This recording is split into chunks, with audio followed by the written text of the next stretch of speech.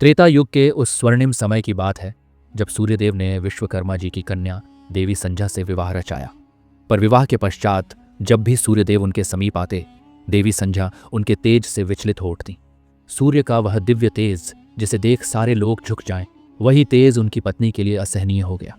समय बीतता गया और देवी संध्या ने यम और यमुना जैसे तेजस्वी संतानों को जन्म दिया, परंतु उनके मन में सूर्यदेव के तेज को सहन करने की बेचैनी बनी रही।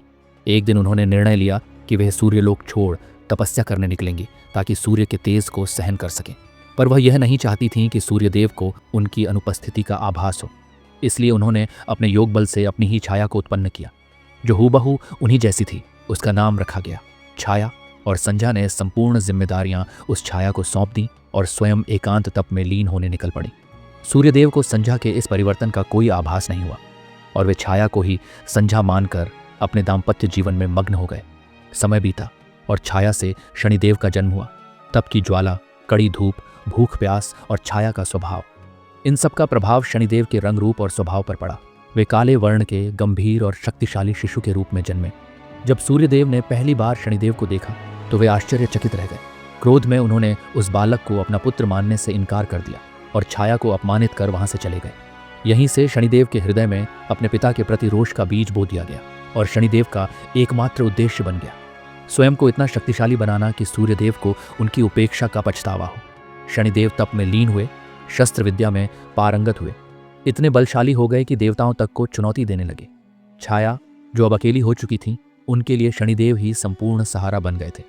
फिर एक दिन छाया ने शनिदेव का विवाह परम तेजस्विनी कन्या चित्ररथ से करवा दिया। शनिदेव का स्वभाव अब थोड़ा शांत हो चला था, लेकिन उनकी गंभीरता बनी रही। एक दिन जब शनिदेव ध्यान में लीन थे, चित्ररथ ने उनसे पुत्र की इच्छा प्रकट की, पर शनिदेव मौन रहे।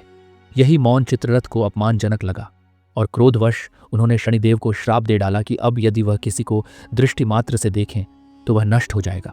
ध्यान से बाहर आकर शनिदेव को अपनी गलती का एहसास हुआ, पर अब बहुत देर हो चुकी थी। श्राप को वापस लेना संभव नहीं था।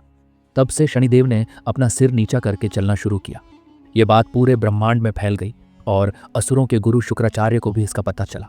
उन्होंने राहु के साथ शनिदेव को समझाने की कोशिश की कि वे इस श्राप का उपयोग देवताओं के विनाश के लिए करें, लेकिन शनिदेव ने स्पष्ट कर दिया कि वे अपने स्वार्थ के लिए किसी को हानि नहीं पहुंचाएंगे।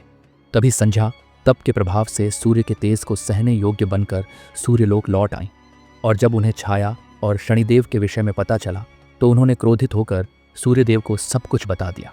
सूर्यदेव भी क्रोध में आ गए और छाया तथा शनिदेव को सूर्यलोक से निष्कासित कर दिया। माँ बेटा अब पृथ्वी पर आ गए और एक सुंदर वन में निवास करने लगे। यहीं शनिदेव की मित्रता काकराज से हुई, पर उनकी खुशियां अधिक समय तक नहीं टिक पाईं। सूर्यदेव ने क्रोध में आकर पूरे वन को अपने तेज से जला डाला। छाया तो एक परछाई होने के कारण बाहर निकल आई, लेकिन शनिदेव अग्नि में फंस गए। तभी काकराज ने अपने तेज पंखों से आग को चीरते हुए शनिदेव को बचाया और अपने काकलोक ले गए, जहां उन्होंने शनिदेव को अपनी माता से मिलवाया। काकलोक में शनिदेव को पहली बार सच्चा अपनापन मिला, जहां उन्हें उनके रंग से नहीं, उनके कर्म और तप से पहचाना गया।